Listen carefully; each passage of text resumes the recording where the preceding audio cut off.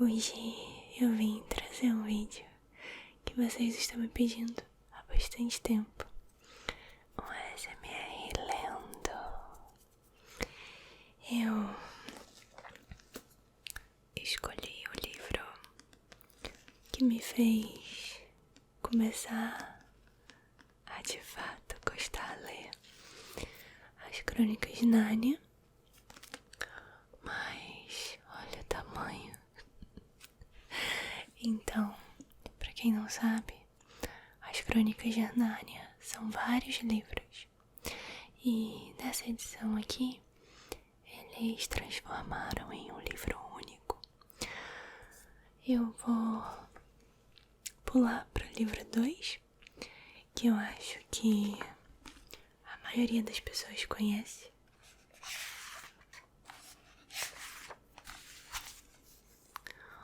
O Leão, a Feiticeira e o Guarda-Roupa. Eu vou lendo até a memória da minha câmera aguentar. Eu tenho até mesmo o marcador de páginas do livro. Combina até com o fundo de hoje. Eu espero que vocês gostem. Vamos começar.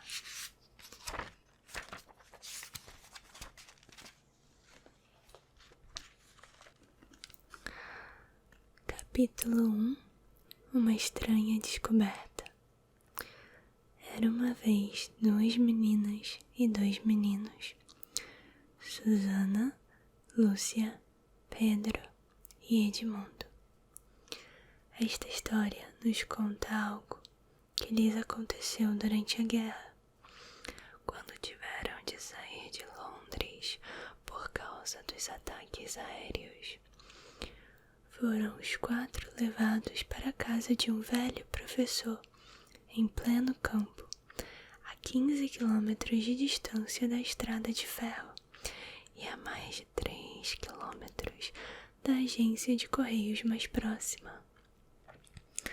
O professor era solteiro e morava numa casa muito grande, com Marta, a governanta, e 3 criadas, Eva, Margarida e Isabel, que não aparecem muito na história. O professor era um velho de cabelo desgrenhado e branco, que lhe encobria a maior parte do rosto, além da cabeça. As crianças gostaram dele quase imediatamente, mas na primeira noite, quando ele veio recebê-las na porta principal, tinha uma aparência tão estranha que Lúcia, a mais novinha, teve medo dele, e Edmundo, que era o segundo mais novo, quase começou a rir, e para disfarçar, teve de fingir que estava suando o nariz. Naquela noite, depois de se despedirem do professor, os meninos foram para o quarto das meninas, onde trocaram impressões. Tudo perfeito, disse Pedro. Vai ser formidável. O velhinho deixa a gente fazer o que quiser. É bem simpático, disse Susana. Acabem com isso, falou Edmundo com muito sono, mas fingindo que não, o que o tornava sempre mal-humorado. Não fiquem falando desse jeito.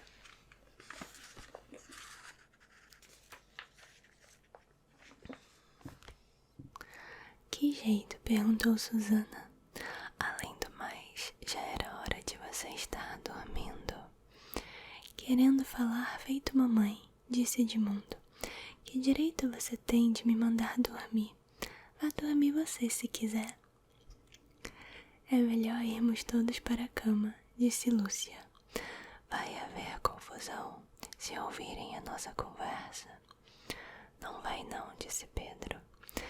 Este é o tipo de casa em que a gente pode fazer o que quer. E além do mais, ninguém está nos ouvindo. É preciso andar quase 10 minutos daqui até a sala de jantar. E há uma porção de escadas e corredores pelo caminho. Que barulho é esse? Perguntou Lúcia de repente. Era a maior casa que ela já tinha visto. A ideia de corredores compridos e fileiras de portas que vão dar em salas vazias começava agora a lhe dar arrepios. Foi um passarinho, sua boba, disse Edmundo. Foi uma coruja, disse Pedro. Este lugar deve ser uma beleza para passarinhos. E agora para a cama. Amanhã vamos explorar tudo. Repararam nas montanhas do caminho? E os bosques? Aqui deve ter águia, até veado, e falcão, com certeza. E raposas, disse Edmundo. E coelhos, disse Susana. Mas quando amanheceu, caiu uma chuva enjoada, tão grossa que da janela quase não se viam as montanhas, nem os bosques, nem sequer o riacho do quintal. Tinha certeza de que ia chover, disse Edmundo. Haviam acabado de tomar café com o professor e estavam na sala que lhes fora destinada, um aposento grande e sombrio, com 4 janelas. Não fique reclamando e resmungando o tempo todo, disse Susana para Edmundo. Aposto que daqui a 1 hora o tempo melhora. Enquanto isso, temos um rádio e livros à vontade. Isso não me interessa, disse Pedro. Vou explorar a casa. Todos concordaram e foi assim que começaram as aventuras. Era o tipo da casa que parece não ter fim, cheia de lugares surpreendentes. As primeiras portas que entreabriram davam para quartos desabitados, como aliás já esperavam. Mas não demoraram a encontrar um salão cheio de quadros, onde também acharam uma coleção de armaduras. Havia seguir uma sala forrada de verde, com uma harpa encostada a um canto. Depois de terem descido 3 degraus e subido 5, chegaram a um pequeno saguão com uma porta que dava para uma varanda e ainda para uma série de salas, todas cobertas de livros de alto a baixo. Os livros eram quase todos muito antigos e enormes. Pouco depois, espiavam uma sala onde só existia um imenso guarda-roupa, daqueles que tem um espelho na porta. Nada mais na sala, a não ser uma mosca morta no peitoril da janela. Aqui não tem nada, disse Pedro, e saíram todos da sala, todos menos Lúcia. Para ela valia a pena tentar abrir a porta do guarda-roupa, mesmo tendo quase certeza de que estava fechada à chave. Ficou assim muito admirada ao ver que se abriu facilmente, deixando cair 2 bolinhas de naftalina. Lá dentro viu pendurados compridos casacos de peles. Lúcia gostava muito do cheiro e do contato das peles. Pulou para dentro e se meteu entre os casacos, deixando que eles lhe afagassem o rosto. Não fechou a porta, naturalmente. Sabia muito bem que seria uma tolice fechar-se dentro de um guarda-roupa. Foi avançando cada vez mais e descobriu que havia uma segunda fila de casacos pendurada atrás da primeira. Ali já estava meio escuro e ela estendia os braços para não bater com a cara no fundo do móvel. Deu mais uns passos, esperando sempre tocar no fundo com as pontas dos dedos, mas nada encontrava. Deve ser um guarda-roupa colossal, pensou Lúcia, avançando ainda mais. De repente notou que estava pisando qualquer coisa que se desfazia debaixo de seus pés. Seriam outras bolinhas de naftalina? Abaixou-se para examinar com as mãos. Em vez de achar o fundo liso e duro do guarda-roupa, encontrou uma coisa macia e fria que se esfarelava nos dedos. É muito estranho, pensou, e deu mais 1 ou 2 passos. O que agora lhe roçava o rosto e as mãos não eram mais as peles macias, mas algo duro, áspero e que espetava. Ora essa, parecem ramos de árvores. Só então viu que havia uma luz em frente, não a 2 palmos do nariz, onde deveria estar o fundo do guarda-roupa, mas lá longe. Caía ali em cima uma coisa leve e macia. 1 minuto depois, percebeu que estava num bosque à noite e que havia neve sob os seus pés, enquanto outros flocos tombavam do ar. Sentiu-se um pouco assustada, mas ao mesmo tempo excitada e cheia de curiosidade. Olhando para trás, lá no fundo, por entre os troncos sombrios das árvores, viu ainda a porta aberta do guarda-roupa e também distinguiu a sala vazia de onde havia saído. Naturalmente deixara a porta aberta, porque bem sabia que é uma estupidez uma pessoa fechar-se num guarda-roupa. Lá longe ainda parecia divisar a luz do dia. Se alguma coisa não correr bem, posso perfeitamente voltar. E ela começou a avançar devagar sobre a neve, na direção da luz distante. 10 minutos depois, chegou lá e viu que se tratava de um lampião. O que estaria fazendo um lampião no meio de um bosque? Lúcia pensava no que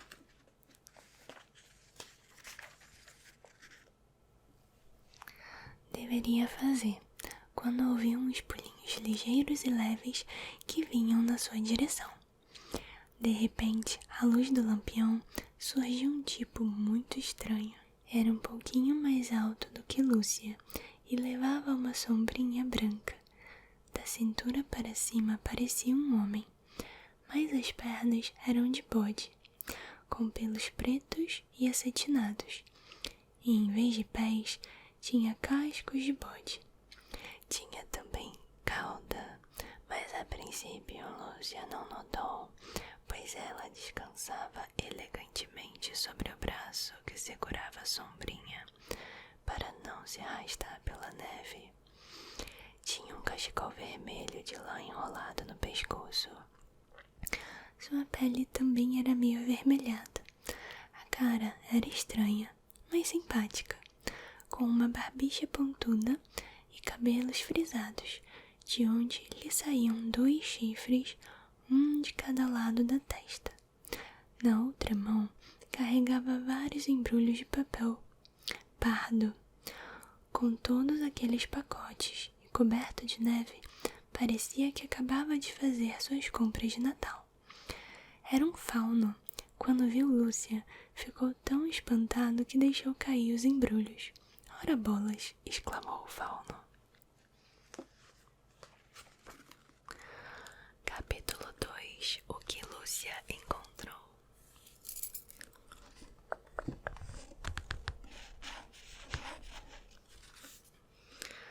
"Boa noite", disse Lúcia. Mas o fauno estava tão ocupado em apanhar os embrulhos que nem respondeu. Quando terminou, fez-lhe uma ligeira reverência. Boa noite. Desculpe, não quero bancar o intrometido, mas você é uma filha de Eva? Ou estou enganado?" "Meu nome é Lúcia", disse ela, sem entender direito. "Mas você é, desculpe, o que chamam de menina?" "Claro que sou uma menina", respondeu Lúcia. "Então é de fato humana?" "Evidente que sou humana", disse Lúcia, bastante admirada. É claro", disse o fauno. "Que besteira minha. Mas eu nunca tinha visto um filho de Adão ou uma filha de Eva. Estou encantado." "Isto é..." E aí parou, como se fosse dizer alguma coisa que não devia. Encantado", continuou. "Meu nome é Túmenos." "Muito prazer, senhor Túmenos. Posso perguntar, Lúcia, filha de Eva, como é que veio parar aqui em Nárnia?" "Nárnia? Que é isso?" Aqui é a terra de Nárnia. Tudo que está entre o lampião e o grande castelo de cair para Vel, nos mares orientais. Você veio dos bosques do ocidente. Eu entrei pelo guarda-roupa da sala vazia. Ah, disse o Sr. Túminos, numa voz um tanto melancólica. Se eu tivesse estudado mais geografia quando era um faunozinho, saberia alguma coisa sobre esses países estrangeiros. Agora é tarde.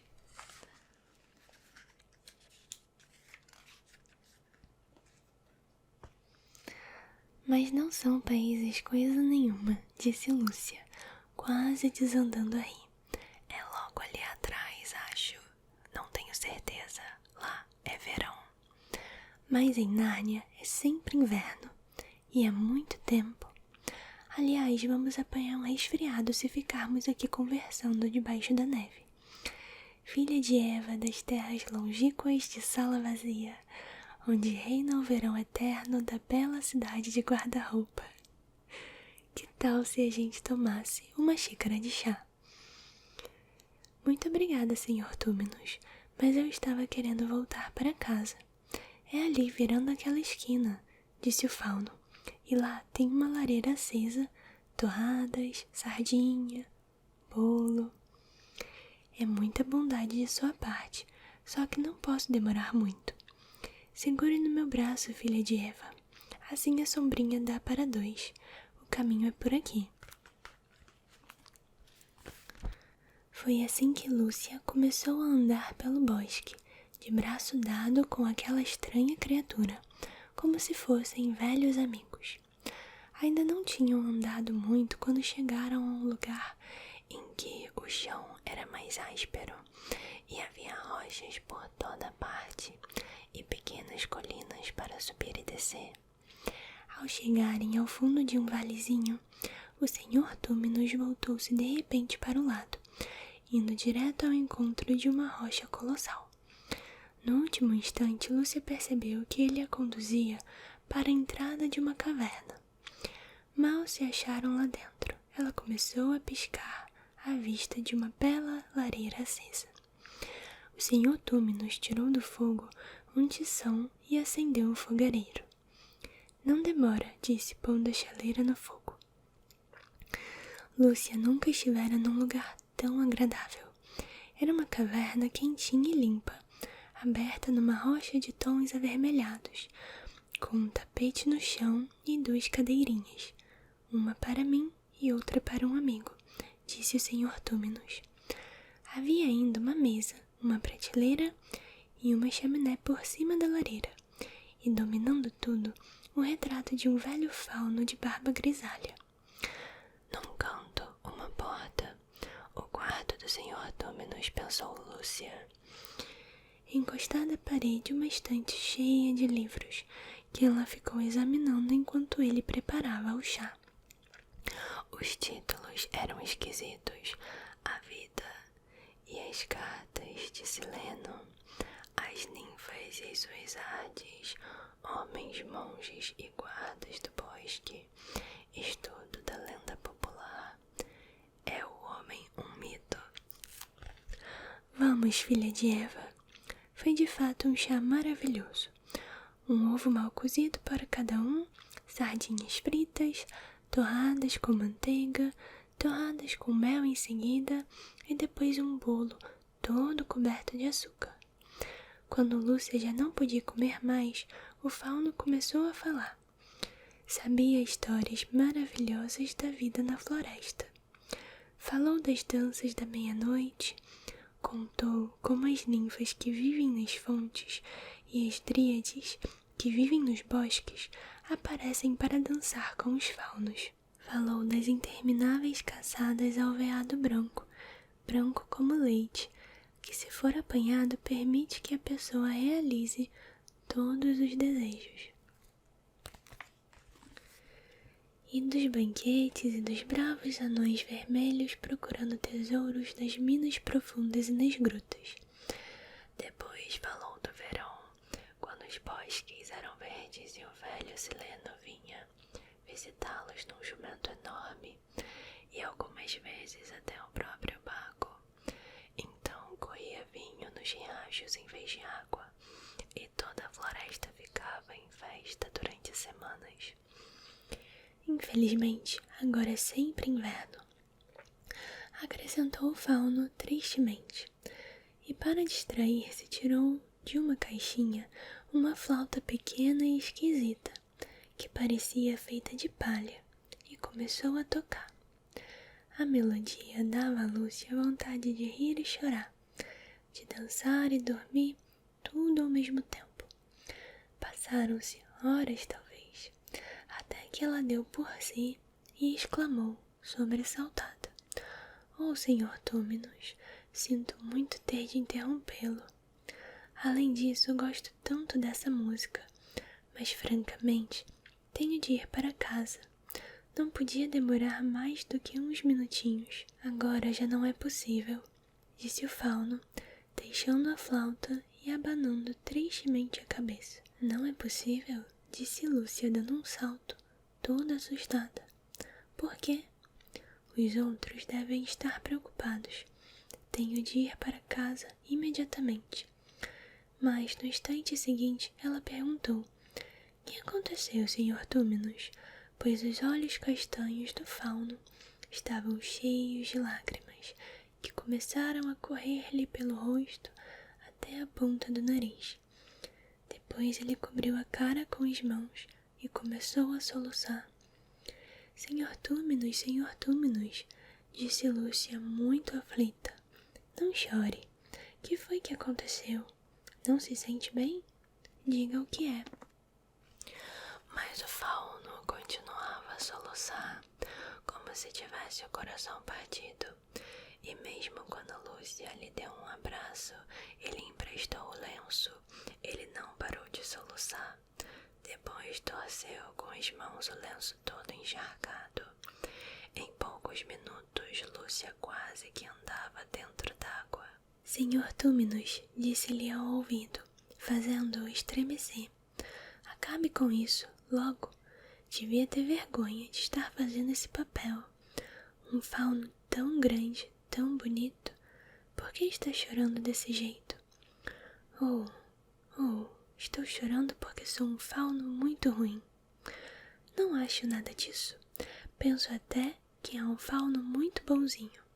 O fauno mais simpático que já encontrei."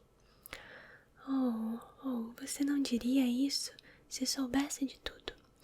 "Não, sou um fauno mau. Acho que nunca existiu um fauno tão ruim desde o começo do mundo." "Mas então, o que foi que você fez?" "Estou pensando no meu velho pai", disse o Senhor Túminos, "aquele do retrato em cima da lareira. Ele nunca teria feito uma coisa dessas." "Mas que coisa?"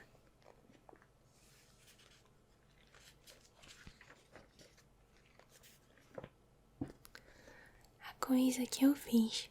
Trabalhar para a feiticeira branca. É o que eu faço. Estou a serviço da feiticeira branca." "Mas quem é a feiticeira branca?" "Ora, é ela quem manda na terra de Nárnia. Por causa dela, aqui é sempre inverno. Sempre inverno e nunca Natal. Imagine só." "Que horror!" exclamou Lúcia. "E que serviço você presta a ela?" "Aí é que está o pior de tudo", disse Túminos com um profundo suspiro. "Por causa dela, roubo crianças. É o que eu sou, ladrão de crianças. Olhe para mim, filha de Eva. Acredita que eu seja capaz de encontrar no bosque uma pobre criança inocente, que nunca fez mal a ninguém, fingir que sou muito amigo dela, convidá-la para vir à minha gruta e depois fazer com que ela adormeça para entregá-la à feiticeira branca? Não, tenho a certeza de que o senhor nunca seria capaz de fazer isso." "Pois eu faço, sim, senhora." "Bem", disse Lúcia, devagarinho, porque ela queria ser justa, mas ao mesmo tempo não queria ferir muito o fauno. "Bem, isso foi muito mal feito, mas, já que está arrependido, tenho a certeza de que não fará de novo. Filha de Eva, não está entendendo? Ainda não fiz. Estou fazendo agora." "O quê?" gritou Lúcia, pálida. A criança é você. A ordem da feiticeira branca foi esta: se alguma vez eu visse um filho de Adão ou uma filha de Eva no bosque, deveria atraí-los e entregar para ela. Você foi a primeira que eu encontrei. Fingi que era muito seu amigo. Convidei-a para tomar chá, esperando que você adormecesse. Aí eu iria contar para ela. Oh, não faça uma coisa dessas, Sr. Túminos. Não, o senhor nunca deve fazer isso.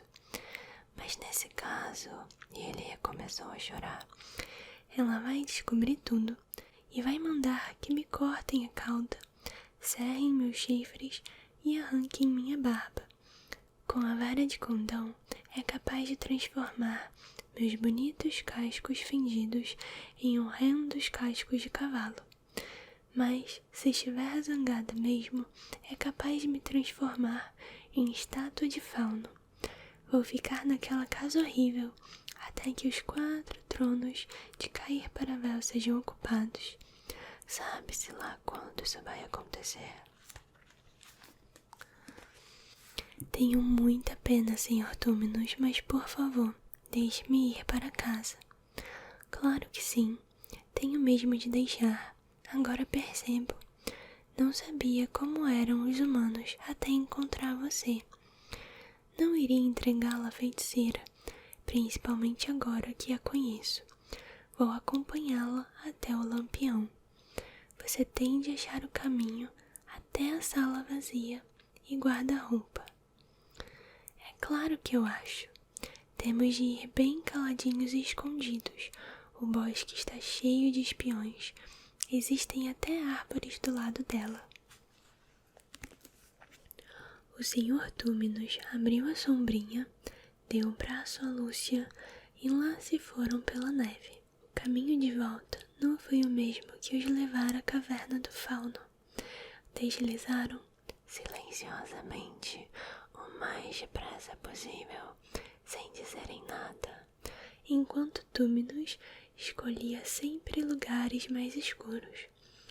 Lúcia sentiu um alívio quando chegaram outra vez ao lampião. E agora, filha de Eva, já sabe o caminho? Lúcia olhou atentamente entre as árvores e conseguiu distinguir, à distância, um raio de luz que parecia ser a luz do dia. Sei, estou vendo o guarda-roupa. Então, já para casa. Espero que me perdoe por aquilo que eu desejava fazer. Está perdoado, disse Lúcia, apertando-lhe a mão com afeto. Só espero que não lhe aconteça nada de mal por minha causa. Adeus, filha de Eva. Posso ficar com o lenço? Pode, é claro. E Lúcia correu na direção do distante raio de luz. E logo, em vez de ramos ásperos, passou a sentir os casacos, e em vez da neve desfazendo-se debaixo de seus pés, encontrou o chão de madeira. Depois, deu um salto para fora do guarda-roupa, e se viu na mesma sala vazia do início de toda aquela aventura. Fechou bem a porta e olhou em redor todo ofegante. Chovia ainda, e ela ouviu as vozes dos outros no corredor. Estou aqui, gritou ela. Estou aqui de volta. Tudo bem.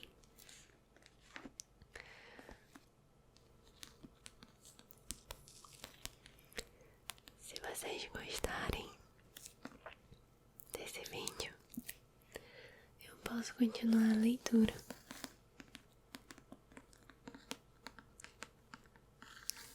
Eu amo essa história e eu espero que você tenha sentido sono com ela. Também espero que você tenha uma boa noite de sono, bom descanso, um bom soninho.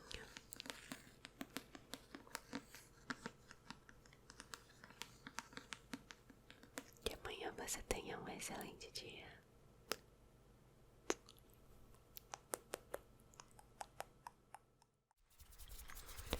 Oi, meus amores, como vocês estão? Hoje eu vim trazer um vídeo que vocês estão me pedindo há bastante tempo um ASMR lendo. Eu escolhi o livro que me fez começar a de fato gostar de ler As Crônicas de Nárnia, mas olha o tamanho. Então, pra quem não sabe, As Crônicas de Nárnia são vários livros e nessa edição aqui eles transformaram em um livro único. Eu vou pular para o livro 2, que eu acho que a maioria das pessoas conhece.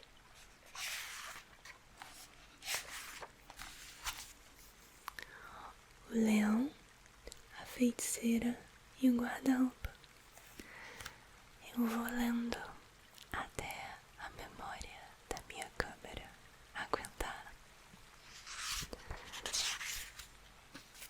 Eu tenho até mesmo o marcador de páginas do livro. Combina até com o fundo de hoje. Eu espero que vocês gostem. Vamos começar.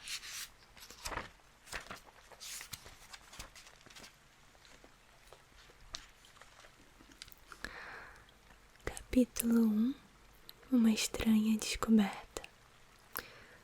Era uma vez 2 meninas e 2 meninos, Susana, Lúcia, Pedro e Edmundo. Esta história nos conta algo que lhes aconteceu durante a guerra, quando tiveram de sair de Londres por causa dos ataques aéreos. Foram os 4 levados para a casa de um velho professor, em pleno campo, a 15 quilômetros de distância da estrada de ferro e a mais de 3 quilômetros da agência de correios mais próxima. O professor era solteiro e morava numa casa muito grande, com Marta, a governanta, e 3 criadas, Eva, Margarida e Isabel, que não aparecem muito na história. O professor era um velho de cabelo desgrenhado e branco, que lhe encobria a maior parte do rosto, além da cabeça. As crianças gostaram dele quase imediatamente, mas na primeira noite, quando ele veio recebê-las na porta principal, tinha uma aparência tão estranha que Lúcia, a mais novinha, teve medo dele, e Edmundo, que era o segundo mais novo, quase começou a rir, e para disfarçar, teve de fingir que estava suando o nariz. Naquela noite, depois de se despedirem do professor, os meninos foram para o quarto das meninas, onde trocaram impressões. Tudo perfeito, disse Pedro. Vai ser formidável. O velhinho deixa a gente fazer o que quiser. É bem simpático, disse Susana. Acabem com isso, falou Edmundo com muito sono, mas fingindo que não, o que o tornava sempre mal-humorado. Não fiquem falando desse jeito.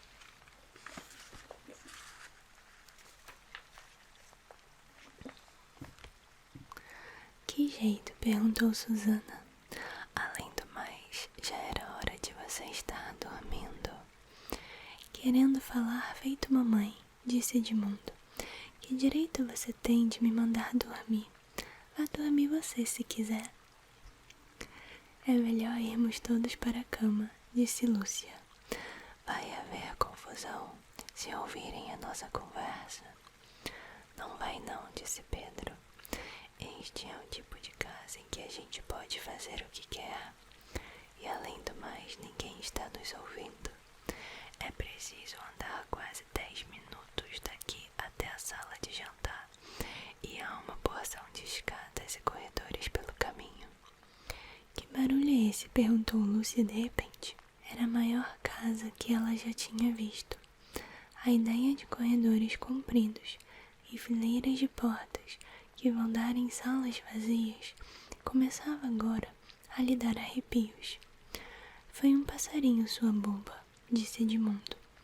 Foi uma coruja, disse Pedro. Este lugar deve ser uma beleza para passarinhos. E agora para a cama. Amanhã vamos explorar tudo. Repararam nas montanhas do caminho? E os bosques? Aqui deve ter águia, até veado, e falcão, com certeza. E raposas, disse Edmundo. E coelhos, disse Susana. Mas quando amanheceu, caiu uma chuva enjoada, tão grossa que da janela quase não se viam as montanhas, nem os bosques, nem sequer o riacho do quintal. Tinha certeza de que ia chover, disse Edmundo. Haviam acabado de tomar café com o professor e estavam na sala que lhes fora destinada, um aposento grande e sombrio, com 4 janelas. Não fique reclamando e resmungando o tempo todo, disse Susana para Edmundo. Aposto que daqui a 1 hora o tempo melhora. Enquanto isso, temos um rádio e livros à vontade. Isso não me interessa, disse Pedro. Vou explorar a casa. Todos concordaram e foi assim que começaram as aventuras. Era o tipo da casa que parece não ter fim, cheia de lugares surpreendentes. As primeiras portas que entreabriram davam para quartos desabitados, como aliás já esperavam. Mas não demoraram a encontrar um salão cheio de quadros, onde também acharam uma coleção de armaduras. Havia a seguir uma sala forrada de verde, com uma harpa encostada a um canto. Depois de terem descido 3 degraus e subido 5, chegaram a um pequeno saguão com uma porta que dava para uma varanda e ainda para uma série de salas, todas cobertas de livros de alto a baixo. Os livros eram quase todos muito antigos e enormes.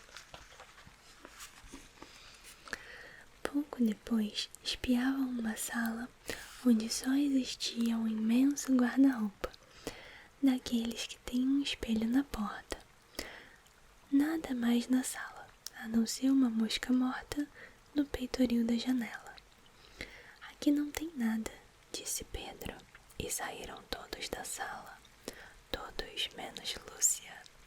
Para ela valia a pena tentar abrir a porta do guarda-roupa, mesmo tendo quase certeza de que estava fechada. A chave ficou assim muito admirada ao ver que se abriu facilmente, deixando cair 2 bolinhas de naftalina. Lá dentro viu pendurados compridos casacos de peles. Lúcia gostava muito do cheiro e do contato das peles. Pulou para dentro e se meteu entre os casacos, deixando que eles lhe afagassem o rosto. Não fechou a porta, naturalmente. Sabia muito bem que seria uma tolice fechar-se dentro de um guarda-roupa. Foi avançando cada vez mais e descobriu que havia uma segunda fila de casacos pendurada atrás da primeira. Ali já estava meio escuro e ela estendia os braços para não bater com a cara no fundo do móvel. Deu mais uns passos, esperando sempre tocar no fundo com as pontas dos dedos, mas nada encontrava. Deve ser um guarda-roupa colossal, pensou Lúcia, avançando ainda mais. De repente notou que estava pisando qualquer coisa que se desfazia debaixo de seus pés. Seriam outras bolinhas de naftalina? Abaixou-se para examinar com as mãos. Em vez de achar o fundo liso e duro do guarda-roupa, encontrou uma coisa macia e fria que se esfarelava nos dedos. É muito estranho, pensou, e deu mais 1 ou 2 passos, o que agora lhe roçava o rosto e as mãos não eram mais as peles macias, mas algo duro, áspero e que espetava. Ora essa, parecem ramos de árvores. Só então viu que havia uma luz em frente, não a 2 palmos do nariz, onde deveria estar o fundo do guarda-roupa, mas lá longe. Caía ali em cima uma coisa leve e macia. 1 minuto depois, percebeu que estava num bosque à noite e que havia neve sob os seus pés, enquanto outros flocos tombavam do ar.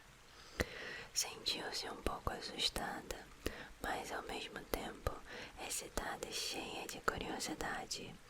Olhando para trás, lá no fundo, por entre os troncos sombrios das árvores, viu ainda a porta aberta do guarda-roupa e também distinguiu a sala vazia de onde havia saído. Naturalmente deixara a porta aberta, porque bem sabia que é uma estupidez uma pessoa fechar-se num guarda-roupa.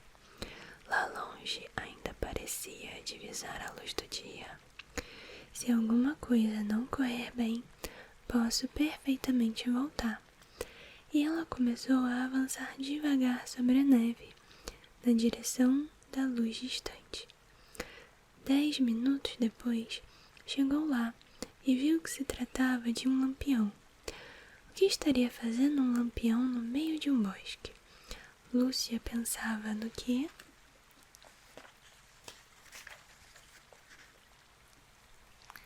deveria fazer quando ouviu uns pulinhos ligeiros e leves que vinham na sua direção. De repente, à luz do lampião, surgiu um tipo muito estranho. Era um pouquinho mais alto do que Lúcia e levava uma sombrinha branca. Da cintura para cima parecia um homem, mas as pernas eram de bode, com pelos pretos e acetinados, e em vez de pés, tinha cascos de bode. Tinha também cauda, mas a princípio Lúcia não notou, pois ela descansava elegantemente sobre o braço que segurava a sombrinha, para não se arrastar pela neve. Tinha um cachecol vermelho de lã enrolado no pescoço. Sua pele também era meio avermelhada. A cara era estranha, mas simpática, com uma barbicha pontuda e cabelos frisados, de onde lhe saíam 2 chifres, um de cada lado da testa. Na outra mão, carregava vários embrulhos de papel pardo. Com todos aqueles pacotes, coberto de neve, parecia que acabava de fazer suas compras de Natal. Era um fauno. Quando viu Lúcia, ficou tão espantado que deixou cair os embrulhos. "Ora bolas!" exclamou o fauno. Capítulo 2. O que Lúcia encontrou.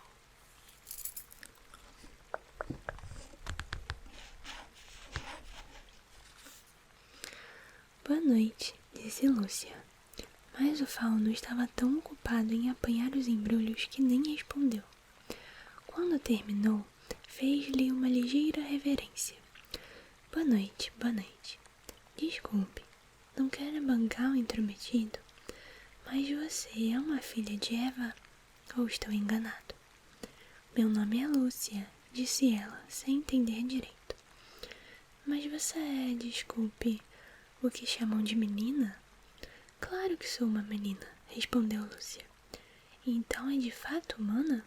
"Evidente que sou humana", disse Lúcia, bastante admirada. É claro, disse o fauno. "Que besteira minha.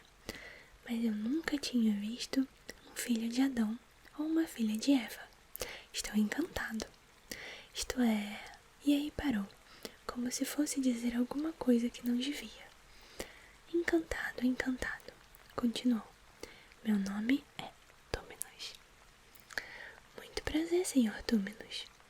Posso perguntar, Lúcia, filha de Eva, como é que veio parar aqui em Nárnia?" "Nárnia? Que é isso?" "Aqui é a terra de Nárnia. Tudo que está entre o lampião e o grande castelo de cair para Vel, nos mares orientais. Você veio dos bosques do ocidente. Eu entrei pelo guarda-roupa da sala vazia. Ah, disse o Sr. Túminos, numa voz um tanto melancólica. Se eu tivesse estudado mais geografia quando era um faunozinho, saberia alguma coisa sobre esses países estrangeiros. Agora é tarde.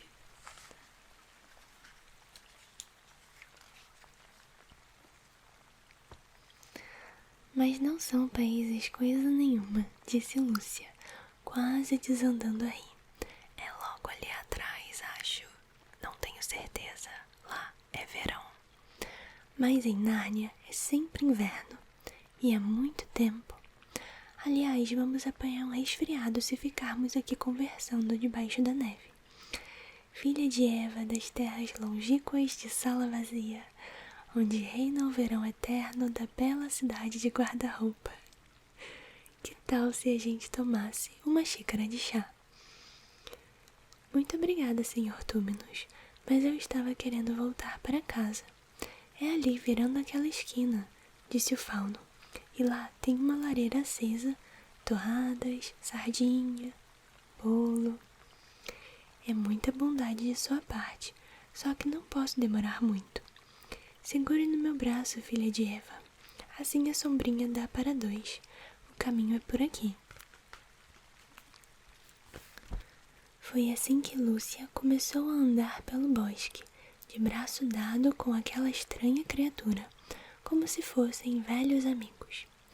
Ainda não tinham andado muito quando chegaram a um lugar em que o chão era mais áspero e havia rochas por toda parte e pequenas colinas para subir e descer.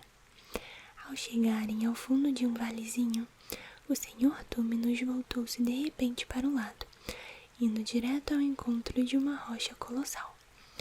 No último instante, Lúcia percebeu que ele a conduzia para a entrada de uma caverna.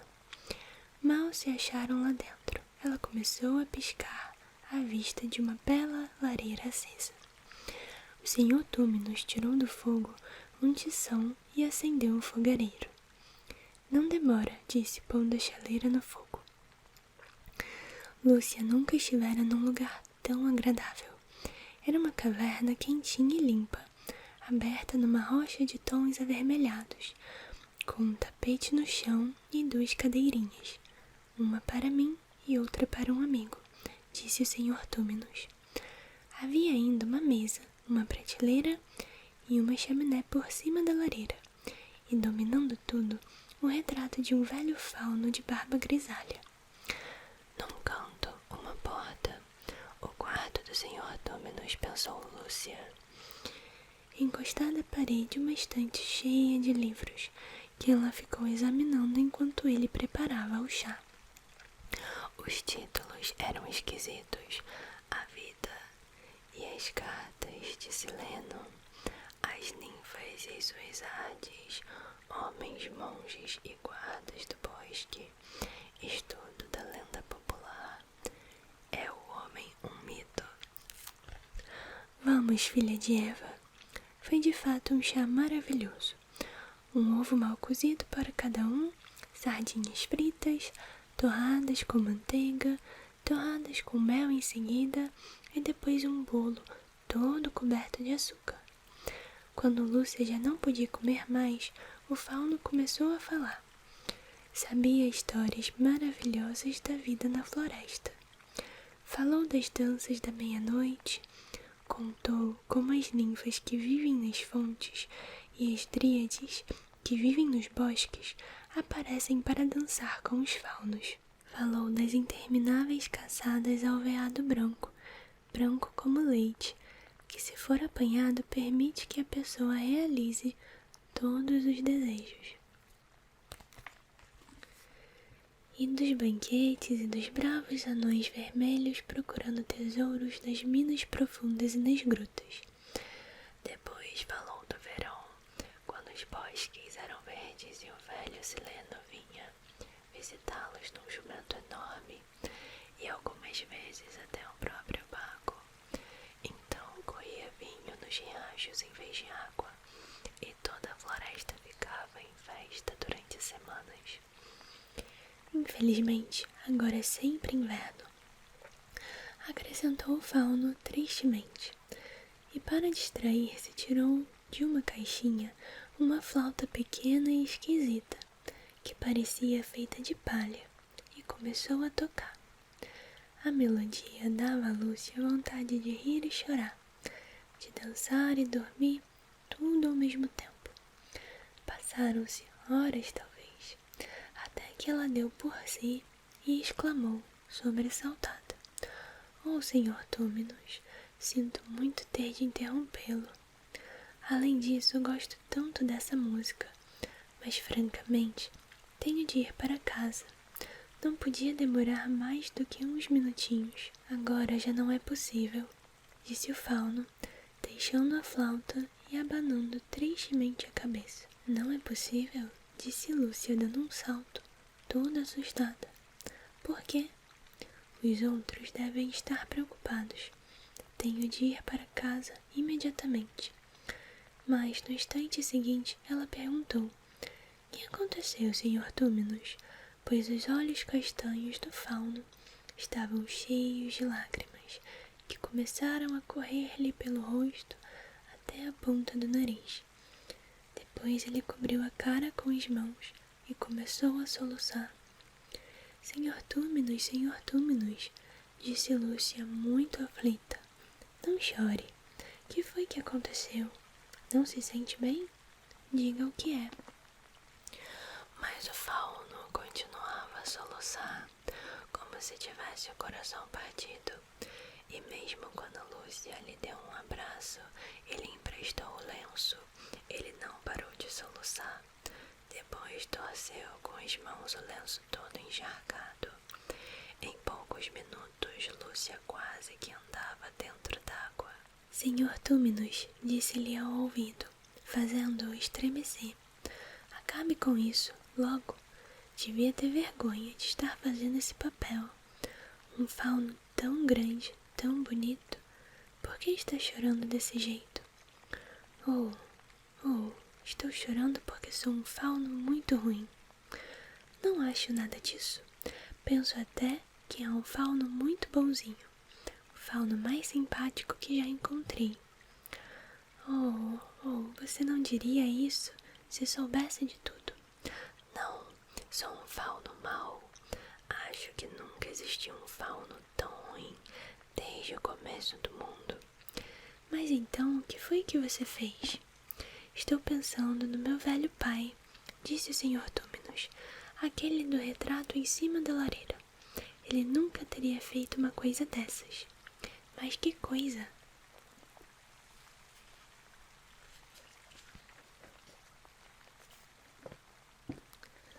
"A coisa que eu fiz. Trabalhar para a feiticeira branca. É o que eu faço. Estou a serviço da feiticeira branca." "Mas quem é a feiticeira branca?" "Ora, é ela quem manda na terra de Nárnia. Por causa dela, aqui é sempre inverno. Sempre inverno e nunca Natal. Imagine só." "Que horror!" exclamou Lúcia. "E que serviço você presta a ela?" "Aí é que está o pior de tudo", disse Túminos com um profundo suspiro. "Por causa dela, roubo crianças. É o que eu sou, ladrão de crianças. Olhe para mim, filha de Eva. Acredita que eu seja capaz de encontrar no bosque uma pobre criança inocente, que nunca fez mal a ninguém, fingir que sou muito amigo dela, convidá-la para vir à minha gruta e depois fazer com que ela adormeça para entregá-la à feiticeira branca? Não, tenho a certeza de que o senhor nunca seria capaz de fazer isso." "Pois eu faço, sim, senhora." "Bem", disse Lúcia, devagarinho, porque ela queria ser justa, mas ao mesmo tempo não queria ferir muito o fauno. "Bem, isso foi muito mal feito, mas, já que está arrependido, tenho a certeza de que não fará de novo. Filha de Eva, não está entendendo? Ainda não fiz. Estou fazendo agora." "O quê?" gritou Lúcia, pálida. "A criança é você." A ordem da feiticeira branca foi esta: se alguma vez eu visse um filho de Adão ou uma filha de Eva no bosque, deveria atraí-los e entregar para ela. Você foi a primeira que eu encontrei. Fingi que era muito seu amigo. Convidei-a para tomar chá, esperando que você adormecesse. Aí eu iria contar para ela. Oh, não faça uma coisa dessas, Sr. Túminos. Não, o senhor nunca deve fazer isso. Mas nesse caso, e ele começou a chorar, ela vai descobrir tudo e vai mandar que me cortem a cauda, cerrem meus chifres e arranquem minha barba. Com a vara de condão, é capaz de transformar meus bonitos cascos fendidos em horrendos cascos de cavalo. Mas, se estiver zangada mesmo, é capaz de me transformar em estátua de fauno. Vou ficar naquela casa horrível até que os 4 tronos de cair para véu sejam ocupados. Sabe-se lá quando isso vai acontecer. Tenho muita pena, Sr. Túminos, mas por favor, deixe-me ir para casa.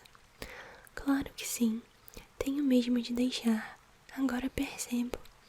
Não sabia como eram os humanos até encontrar você. Não iria entregá-la à feiticeira, principalmente agora que a conheço. Vou acompanhá-la até o lampião. Você tem de achar o caminho até a sala vazia e guarda-roupa. É claro que eu acho. Temos de ir bem caladinhos e escondidos. O bosque está cheio de espiões. Existem até árvores do lado dela. O Sr. Túminos abriu a sombrinha, deu o braço a Lúcia e lá se foram pela neve. O caminho de volta não foi o mesmo que os levara à caverna do fauno. Deslizaram silenciosamente, o mais depressa possível, sem dizerem nada, enquanto Túminos escolhia sempre lugares mais escuros. Lúcia sentiu um alívio quando chegaram outra vez ao lampião. E agora, filha de Eva, já sabe o caminho? Lúcia olhou atentamente entre as árvores e conseguiu distinguir, à distância, um raio de luz que parecia ser a luz do dia. Sei, estou vendo o guarda-roupa. Então, já para casa. Espero que me perdoe por aquilo que eu desejava fazer. Está perdoado, disse Lúcia, apertando-lhe a mão com afeto. Só espero que não lhe aconteça nada de mal por minha causa. Adeus, filha de Eva. Posso ficar com o lenço? Pode, é claro. E Lúcia correu na direção do distante raio de luz. E logo, em vez de ramos ásperos, passou a sentir os casacos. E em vez da neve desfazendo-se debaixo de seus pés, encontrou o chão de madeira. Depois, deu um salto para fora do guarda-roupa e se viu na mesma sala vazia do início de toda aquela aventura. Fechou bem a porta e olhou em redor todo ofegante. Chovia ainda e ela ouviu as vozes dos outros no corredor. Estou aqui, gritou ela. Estou aqui de volta. Tudo bem.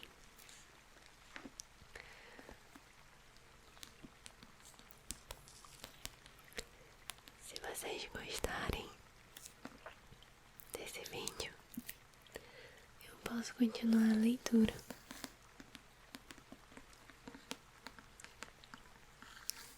Eu amo essa história e eu espero que você tenha sentido sono com ela. Também espero que você tenha uma boa noite de sono, bom descanso, um bom soninho.